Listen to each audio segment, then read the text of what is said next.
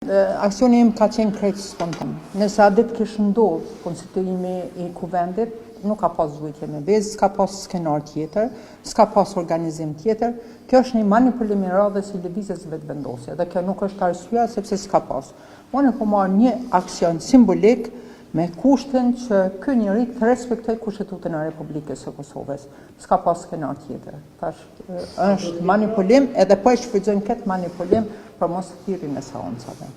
Zoti Kurti dëshiron të blej kohë, ndoshta në konferencat përshtyp që I ka ndonë edhe kreu I LDK-s, po edhe I lëvizjes vetëvendosje, është dashur të jenë transparent me publikun, sepse unë e dëgjova edhe nga disa media, çka është diskutuar për 3 orë në një tavolinë nëse nuk e kanë një marrëveshje politike.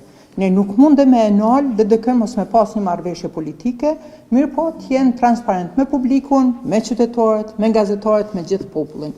Ne s'mundem me pengu një marrëveshje LDK-VV, nëse ata I kanë premisat, nëse ata e kanë një marrëveshje të tillë, le të vinë kuvend, ta konstituojnë kuvendit, mos të shkelin Kushtetutën, por ta zgjedhin edhe presidentin, në çështja e jone. Tha burimi shumë mirë, elaboroi shumë mirë, për çështje që Aleanca ka qenë partia më transparente në këtë periudhë kohore, duke parashtruar 6 kushte, edhe këto kushte kanë qenë që nuk kanë qenë në të mirë të Aleancës, kemi kërkuar kurrgjos, kemi kërkuar poste ministrore, kemi kërkuar këto 6 kushte që janë në interes të qytetarëve të Kosovës, po edhe në interes të Kosovës.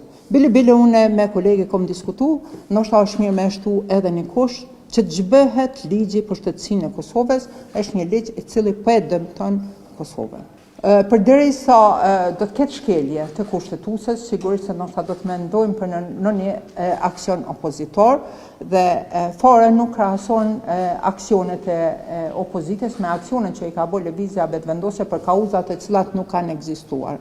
Këto ditë, po mbien keq burim. Këto ditë për shembull, shumë mirë po thonë që kanë pas kauza. Kanë pas kauza edhe për kufirin, domethënë për marrëveshje me malin e zi, për ata 8000 hektarët e famshëm që po I përdor lëvizja vetëvendosje, po pse nuk parashtrojnë një pyetje Shpëtim Bulliqit, që ka qenë kryetar e atij komisionit. Pse, meqense se ka ekzistuar një marrëveshje mes të presidentit të Kosovës edhe të malit të zi, pse asnjëherë Albin Kurti, I cili prej asaj kohe është në qeveri, nuk e ka formuar një komision për me rishikuar këtë marrëveshje.